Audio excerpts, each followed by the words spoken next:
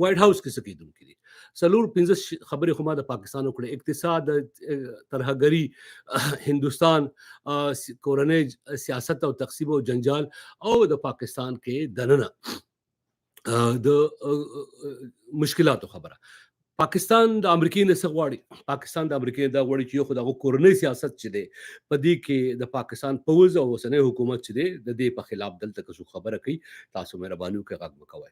پاکستان د امریکای نه غواړي ترهګرۍ خلاف امداد. ترهګرۍ کوم ځای کې ده؟ داعش دی او ټي ټي پی ده. ټي ټي پی پاکستان ته خطر دی، داعش پاکستان وایي چې امریکای ته خطر دی. جنرال کورالا وایي سنکام چې د امریکای ته خطر دی. درېمه خبره، پاکستان وایي چې په سیمه کې په ریجن کې موږ د چین سره پارټنرشپ ته او دوستي ده.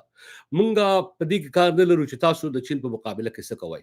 باګرام ته بیا راځي که نه راځي، زمونږ له خوا به تاسو ته کوم خطر او مشکل نه وي. موږ ستاسو لپاره جاسوسي هم کوو، موږ ستاسو لپاره معلومات هم درکوو، موږ ستاسو لپاره په کابل کې شریف نیسو او تاسو له بیا درکوو. پاکستان البته پیسو په ضرورت دی او انډیوالۍ ته ضرورت دی او امریکا په دې کې هیڅ کمی مشکل نه لري. امریکا څه غواړي له پاکستان؟ د جنرال عاصم منیر پاکستان څه غواړي؟ امریکا په ریجن کې، په سیمه کې، په دغه علاقه کې دوه شیانو کې دلچسپي لري. یوه قدرتي زیرمې چې هغه په دغه سیمه کې د ډیر غټ مقدار کې موجود دي او ځینې خلک دې سره اتفاق نه لري. خو چین راغلی دی په افغانستان کې انویسټمنټ کړی دی او ډیره په لویه پیمانه باندې هلته کې کار کوي.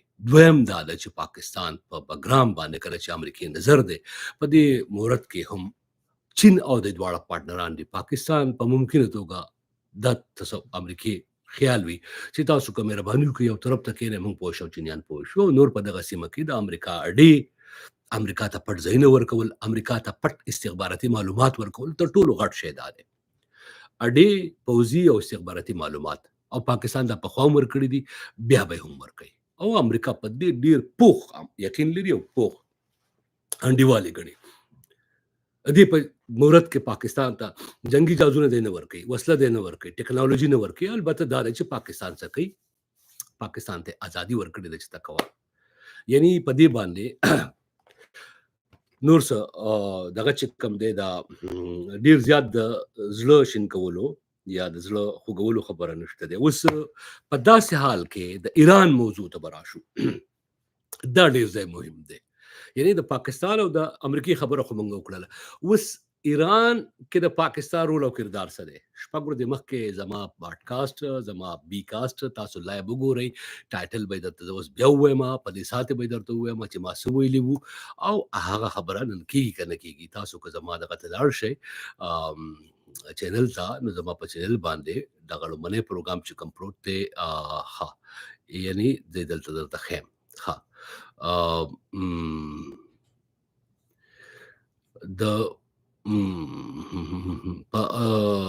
زما په لایو پروګرامونو کې نو تاسو کولی شئ چې د عاصم منیر تصویر لیدی شئ او د ټرمپ تصویر لیدی شئ او د ټرمپ او د عاصم منیر ملاقات چې دی د دې امکان باندې خبرې لیدی شئ. بهرن دا ځکه درته وایم چې په دې باندې ما بحث کړی دی. اوس زه راځم بیرته دې موضوع ته. په دې منځ کې هغه ملګري چې زما چینل لا نه دی سبسکرایب کړی یا نه دی لایک کړی یا نه دی د نوټیفیکیشن بټن والی نو ووهئ په دې ساعت کې. زه به دغه شان خبرونه در کوم کوم چې تاسو د پاکستان په ټي وي کې، د ایران په ټي وي کې، د سعودي په ټي وي کې، د امریکا او د بل په ټي وي کې نشئ لیدی. او دغه زما سیمه ده، په دې زما مهارت دی، زما عبور دی، زما معلومات دی، ځکه یې زه در کوم. او زه ته هوایي خبرې هم نه کوم، زه د چا خلاف هم نه کوم، زه د چا په حمایت کې هم نه کوم. زه صحیح کره تصویر درته ښودی شم او دا په ډېر قوي یقین سره ځکه دا خبره کوم چې دا خبره شپږ ورځې مخکې ما کړې وه. هغه خبره هغه کېږي لګیا ده. ځینې پاکستانیانو خبریالانو ماته ولیکل منیري اتار وخت د پاکستان په مخالفت کې کله څه وایي کله څه وایي کله څه وایي. چا وایي چې عاصم منیر بیرته لاړ پاکستان ته، چا وایي چې عاصم منیر تصویر ملاقات ته انکار وکړو، چا څه وایي چا څه وایي. نو ما ورته وایي چې نیکبختو لږ ګزاره کوئ، لږ ساه واخلئ، لږ ساه واخلئ، لږ ساه واخلئ. تاسو به یو ځل زمانه یو سکند یو خبر هم نه لیدلی چې د امریکا غږ بیرته خلاص شو. ډېرو خبریالانو ټک ټوک ټک ټوک خبرونه به ورکړل، بیا خلاص شو، بیا خلاص شو، ټنګ ډونګ ډنګ ډونګ. نو ما ته خلکو ته ولې غلی؟ نو زه غلی وم چې زه خبرې یم چې نه کېږي. زه ولې داسې هوایي خبره وکړم؟ زه خبرې یم چې اسرائیل د آیت الله خمیني خلاف څه پلان جوړ کړی دی. زه خبرې یم چې اسرائیل د د دې موجوده رژیم د ختمولو لپاره د رضا پهلوي سره څه خبره کړې ده. زه خبره یم چې د مهسا امینی 3 کاله مخکې د پولیسو په لاسو وهلو نه وروسته چې کوم ولسي بغاوت شروع شو، د هغې نه وروسته منصوبه څه شروع شوې وه؟ حماس، حزب الله، حوثیان د ایران دا درې دغه چې دي پراکسس دي، د دې نه وروسته د اسرائیل په کنیسټ کې د نتنیاهو په مشرۍ کې د امریکایانو سره په شریکه څه پریکړه شوې وه، څه کیدونکي دي. دا پریکړه په یو ورځ کې نه کیږي، 3 کاله نه دا خبر روانه وه، دا به کیږي. خیر هغې ته به ځم اوس، خو د ایران په مورد کې پاکستان څه کوي؟ تاسو ته معلومه ده چې ایران تنها کول یوازې کا پلان سو یوازې کا روس د اوکراین په جګړه کې ښکېل شو. دا ډېر په غور دا ځای واورئ. ګورو دا خبرې د منصوبې نړیوالې سیاسي منصوبې چې وي یا استخباراتي منصوبې چې وي، دا ډېرې عامې خبرې نه دي. دا داسې نه دي چې بس ډز وکړو ته او زه به د باندې واپس یې ډز کوم، یا کم سے کم د امریکا تر حده، د سی آی ای تر حده، د موساد تر حده دا ډېرې ژورې خبرې دي.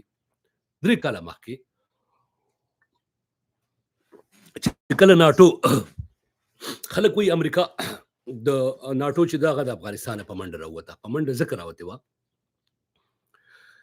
چې هغه پلان چې استخباراتو جوړ کړی و چې اوکراین او د روس جګړه به شروع کېږي، هغه باندې عمل کېدونکی و. دوی سره نور چانس وخت نه و.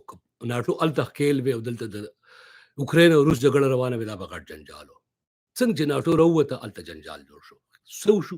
روس یو غټ نړیوال طاقت چې هغه امریکا ته تل ټپ ټایم ورکړی دی، تل یې د مشکلاتو سره مخ کړی دی، غټه وسله لري، غټ پوځ لري، غټ طاقت لري، غټه ټکنالوژي لري، او امریکا سره د یو برابر طاقت په توګه، د یو غټ طاقت په توګه هغه ډغره والی شي. هغه یې هلته ښکېل کړه.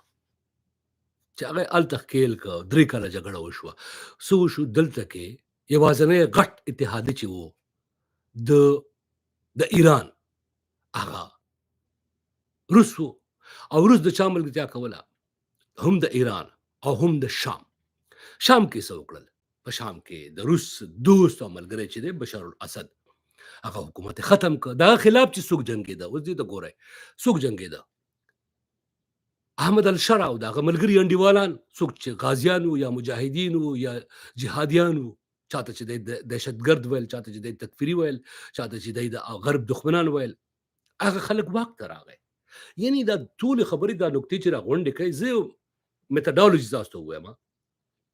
یو وی اوپن سورس انفارمیشن، هغه معلومات چې ټولو ته ښکاره وي. یو وی سورس بیسډ انفارمیشن، هغه چې هغه ستا د هغه ذریعې وي او د هغې د لاسه ته معلومات ترلاسه کوي. او دریم میتډالوجي دا ده چې ته د اوپن سورس او د سیکرټ سورس یا د خپلو ذریعو د لارې چې کوم معلومات راغونډ کړې، د هغې نه وروستو بیا ته کښېنې سوچ وکړې چې ښه دا نکته د دې سره یو کا، دا نکته د دې سره یو کا، دا نکته د دې سره یو کا.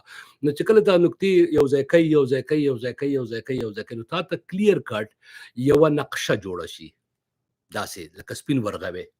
دا نقشه زه دا هغه ځای نه هم درته وایم. او دوه خبرې دي په دې کې. یو خو اوپن سورس انفارمیشن دي چې ټوله دنیا یې بېلې ښکاره دي.